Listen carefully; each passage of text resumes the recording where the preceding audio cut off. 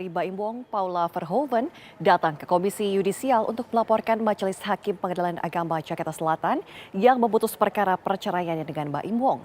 Sikap Paula Verhoeven mendatangi Komisi Yudisial menjadi salah satu usaha yang dilakukannya untuk membersihkan nama baiknya. Haruskah putusan cerai Majelis Hakim yang menyebut Paula istri durhaka dan berselingkuh menjadi konsumsi publik? Bagaimana langkah yang akan diambil Komisi Yudisial atas laporan Paula?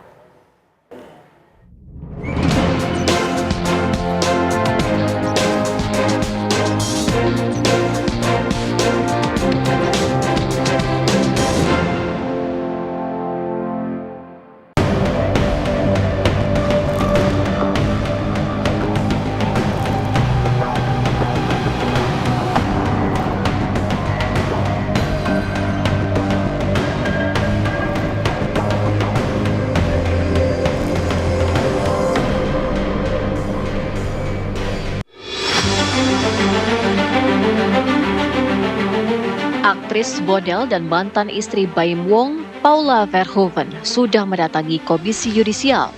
Paula ke Komisi Yudisial untuk melaporkan Majelis Hakim Pengadilan Agama Jakarta Selatan yang telah memutuskan perkara perceraiannya dengan Baim Wong. Paula tak terima lantaran dalam keputusan Pengadilan Agama Jakarta Selatan, Majelis Hakim menyebut dirinya sebagai istri durhaka karena adanya perselingkuhan. Paula pun merasa putusan ini melanggar kode etik lantaran selama dalam persidangan tidak ada bukti soal perselingkuhan yang dilakukannya. Saya punya 2 anak laki-laki yang saya selalu jaga mentalnya. Mereka akan tumbuh besar melihat pemberitaan ini yang cukup masif. Jadi buat saya melakukan ini demi anak-anak saya dan kedua orang tua saya. Dan saya harap semuanya apa yang saya ucapkan ini bisa saya bertanggungjawabkan akhirnya. Dan saya secara tegas menyampaikan bahwa tidak ada terjadi perselingkuhan selama saya menjalani pernikahan. Dan tidak ada juga bukti perselingkuhan di persidangan.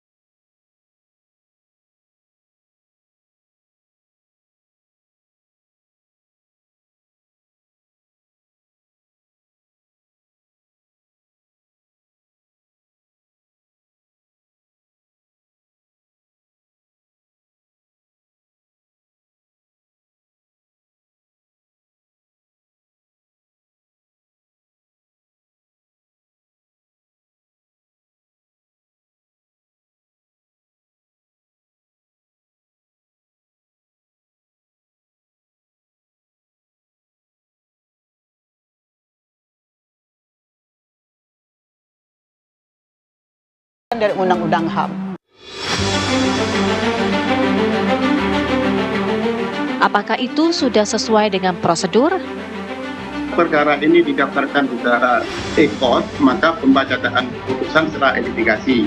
Tetapi pada prinsipnya sesuai dengan apa yang saya sampaikan tadi berdasarkan pasal 13 Undang-Undang 48 tahun 2009 dan juga pasal 60 Undang-Undang 1 tahun 89 bahwa pembacaan putusan harusnya dilakukan secara terbuka untuk umum dalam persidangan yang terbuka untuk umum. Nah, ketika pembacaan putusan tersebut, ya semua apa yang ada dalam putusan itu ya boleh-boleh saja dibacakan.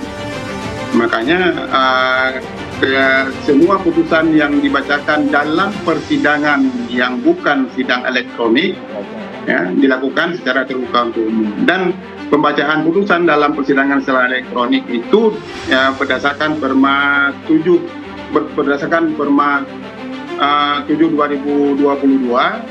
ya itu dinyatakan sah sebagaimana putusan yang dibacakan dalam persidangan yang terbuka untuk umum.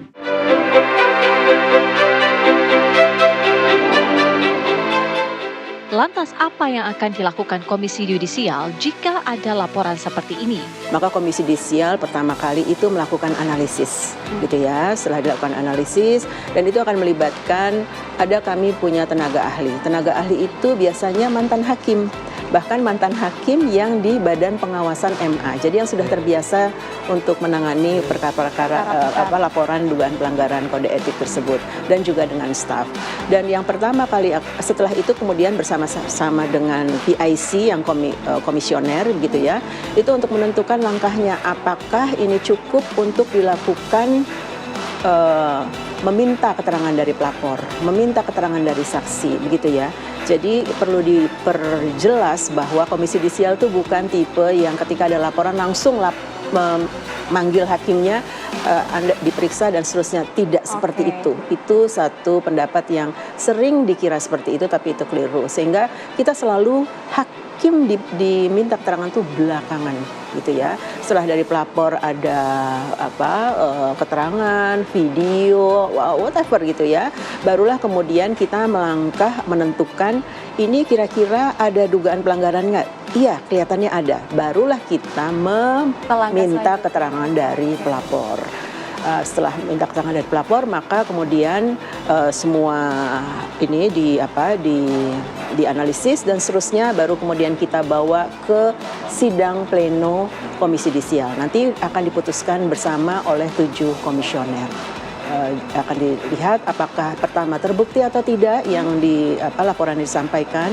Jika terbukti, kemudian apakah ada rekomendasi sanksinya. Sifatnya rekomendatif. Jadi kemudian putusan Komisi Yudisial dibawa ke Mahkamah Agung. Maka Mahkamah Agung lah yang akan mengeksekusi rekomendasi putusan tersebut. Apakah hakim yang dinilai melanggar kode etik ini juga bisa dibawa hingga ke ranah pidana?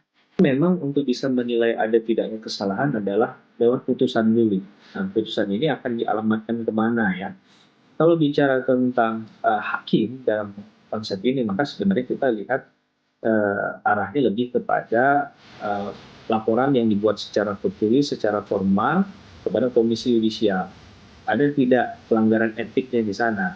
Kecuali memang ada terang-terang bisa dibuktikan secara pidana. Apakah misalnya ada penyuapan di dalamnya, ya, ada upaya untuk menguntungkan atau barang atau uang yang diterima oleh oknum hakim yang menjatuhkan perkara itu, sehingga akhirnya keputusannya sangat tidak berimbang dalam hal mempertimbangkan narasi hukum atau dalil-dalil hukum yang disampaikan oleh kedua belah pihak, atau ini misalnya putusan yang sudah by order. Nah, tentu ada mens rea di sana, ada kesengajaan, sehingga akhirnya bunyi putusannya demikian. Nah, kalau memang itu ditemukan fakta dalam kasus ini, maka tentunya itu adalah bagian dari suatu perbuatan pidana. Kalau tidak, berarti ini masuk ke etik. Bagaimana kemudian mungkin ada pembinaan terhadap hakim itu, atau kemudian dilakukan upaya mutasi sebagai bentuk masih dalam koridor pembinaan juga. Karena bicara tentang pengawasan hakim, martabat hakim yang ingin dibentuk dalam hal ini adalah marwah hakim yang baik dan profesional. Ini adalah bagian dari kerja teman-teman Komisi Yudisial. Nah, tapi apakah kemudian jika ditemukan pidananya bisa nggak KY masuk ke sana? Saya tidak terlalu yakin di situ ya, karena biasanya teknis yudisial itu langsung diambil oleh Mahkamah Agung, karena peradilan dan perkara ini juga masih di bawah Mahkamah Agung. Lantas, akankah usaha Paula Verhoeven ke Komisi Yudisial ini akan berbuah manis? Bagaimana Komisi Yudisial akan menanggapi laporan ini? Tim TV One mengabarkan.